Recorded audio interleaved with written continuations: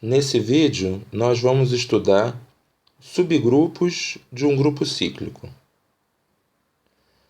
Vamos começar com o seguinte exemplo. Vamos considerar o grupo Z12, grupo aditivo. Esse é um grupo cíclico, que é gerado, por exemplo, pela classe do 1. E aí, como a gente sabe, quando a gente vai tomando as potências do 1, a gente obtém os demais elementos do Z12, que são as classes residuais, né? Módulo 12, que vai de 0 barra até 11 barra. Então vamos supor que a gente tomou um subgrupo do Z12, tá? Bom, lembrando que se o H é um subgrupo, então ele tem que conter o neutro do grupo, ou seja, a gente tem que o zero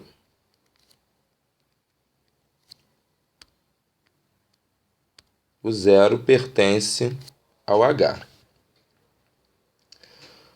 Vamos pensar aqui no caso, né? Tem um caso em que o H é só o zero, tá?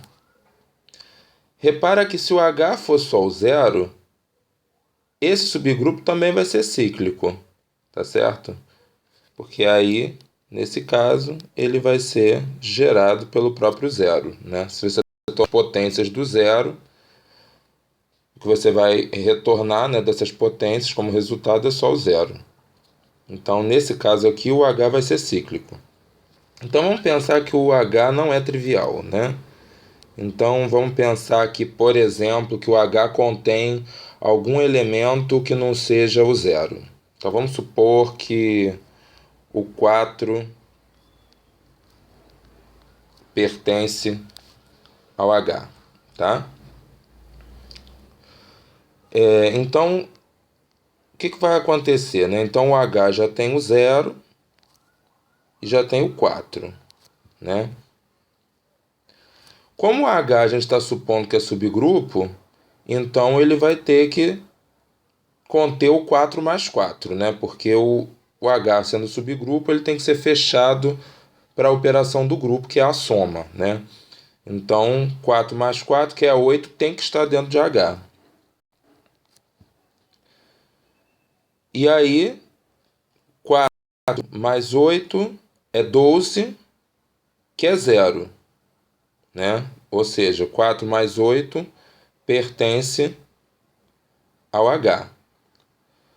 Além disso, o inverso do zero é ele mesmo, né? O inverso do 4 é o 8, né? Porque 4 mais 8 dá o neutro. E o inverso do 8 é o 4, né? E se você somar 0 com 8, dá 8, está aqui dentro do H. Se você somar 4 com 0, dá 4 que está aqui dentro do H, né? Então, se o H só tiver esses três elementos, né? Suponha isso, né? Que o H só tem esses três elementos, o H vai continuar sendo subgrupo, né? Essa é uma outra possibilidade que a gente tem para um subgrupo de Z12. E repara que todos esses elementos que estão aqui são potências do 4. 0 é 4 elevado a 0. 4 é 4 elevado a 1. 8 é 4 elevado a 2, né? Que no caso aqui 4 elevado a 2 significa 4 mais 4. E 4 elevado a 3 é o quê? 4 mais 4 mais 4, nesse contexto, né? Que, portanto, vai ser 12, que é igual a 0.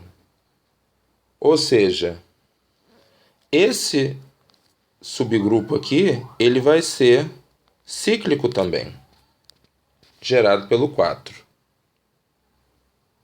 Mas vamos pensar que o H ele não vai ser só isso daqui, que ele tem mais algum outro elemento, digamos o 2, tá?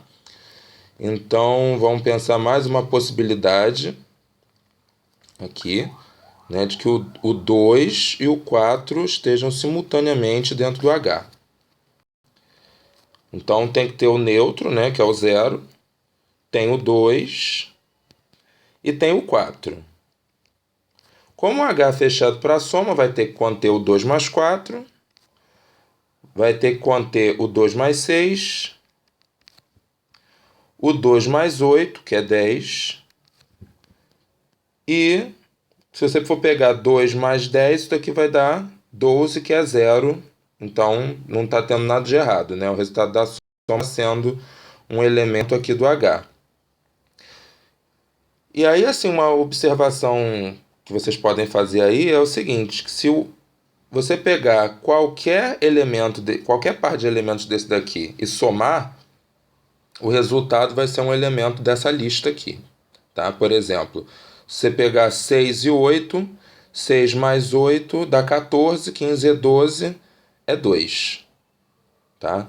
Ou seja, uma verificação rápida, né, com uma verificação rápida, vocês podem ver que esse conjunto que eu coloquei aqui é fechado para a soma. E ele é fechado para o inverso também. Porque, por exemplo, o inverso do 0 é o 0. O inverso do 2 é o 10, né? Porque 10 mais 2 é 12, que aqui, né, em Z12 é 0. O inverso do 4 é 8. E o inverso do 6 vai ser ele mesmo.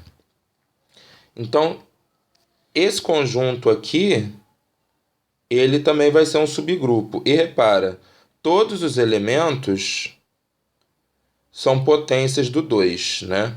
O 4 é 2 mais 2, o 6 é 2 mais 2 mais 2, e por aí vai. Ou seja, esse subgrupo aqui também é cíclico e gerado pelo 2. Então, o que a gente está podendo intuir por esse exemplo? Que se você tem um grupo cíclico, qualquer que seja o subgrupo dele, ele também vai ser cíclico. Ok? E isso, de fato, é verdade, né? Então, teorema: se G é um grupo cíclico,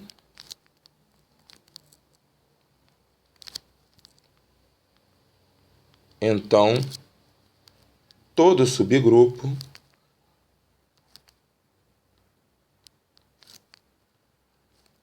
de G também é cíclico.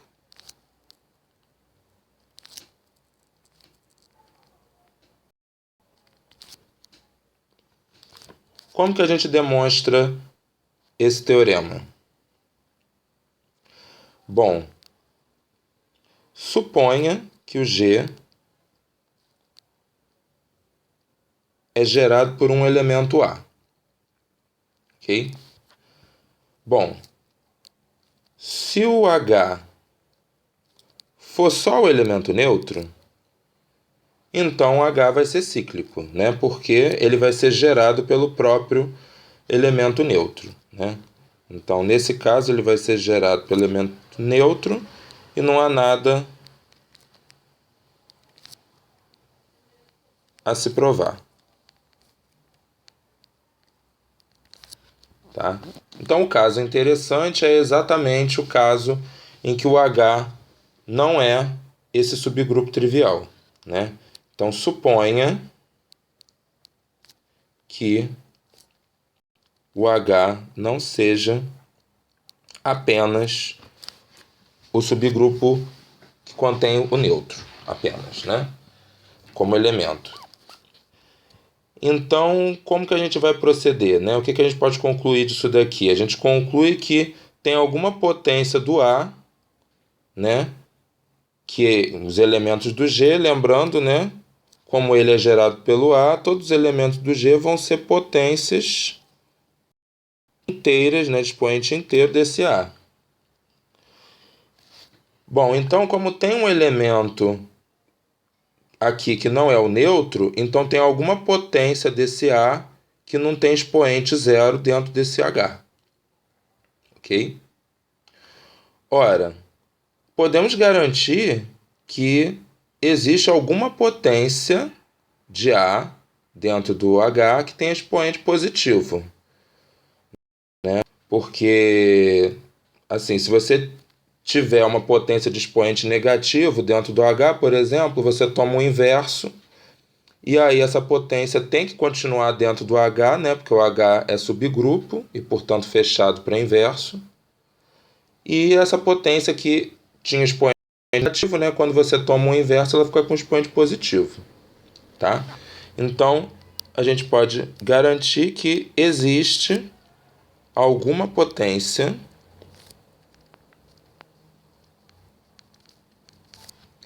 de expoente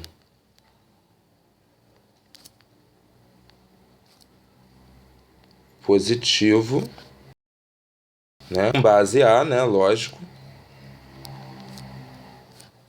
pertencendo ao subgrupo H, tá? Ora, como existe então uma potência de base A com expoente positivo no H, a gente pode, né, afirmar que existe uma potência com expoente positivo que é a que tem a menor expoente positivo, né? Então, seja A elevado a M pertencente a H com M positivo,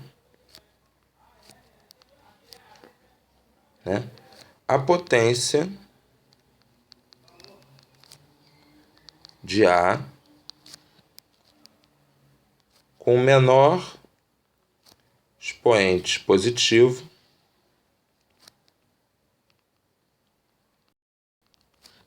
que pertence a H. O que nós vamos mostrar? Nós vamos mostrar que, na verdade, esse H vai ser gerado por essa potência de expoente mínimo. Ok? Essa é a ideia. Como que a gente vai fazer isso? Então, a gente vai pegar qualquer elemento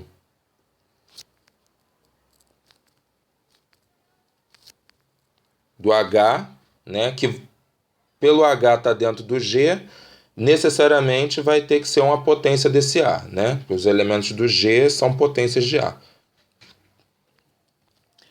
O que a gente vai fazer é mostrar que o A elevado a N ele vai ser uma potência daquele A elevado a M que a gente fixou na passada, né? Ou seja, vai ser uma potência para algum inteiro Q. Ok? Então, só para lembrar, né, o M ele é um número positivo e ele é mínimo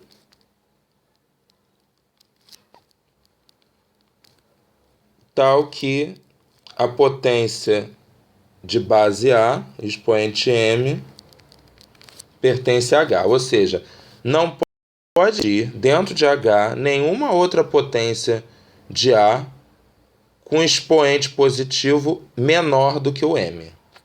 Ok? Então, a partir de agora, o procedimento que a gente vai fazer vai ser muito parecido com o que a gente já fez em outros casos, né? O que eu vou fazer? Eu vou pegar esse N, vou dividir por M, achando um quociente e um resto, né? E aí, o que a gente sabe, né? Na divisão, que o dividendo é o divisor vezes o quociente mais o resto, e que esse resto ele é pequeno, né? Ou seja, ele é menor do que o divisor e ele é maior ou igual que zero. Então, o que acontece, né? Eu vou pegar o A elevado a N, que é um elemento do H, né?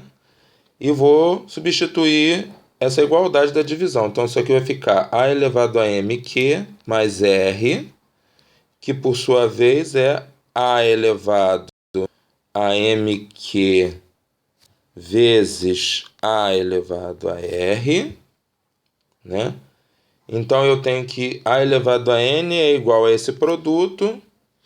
Aí, o que eu vou fazer aqui agora? Eu vou multiplicar os dois lados por A elevado a menos MQ.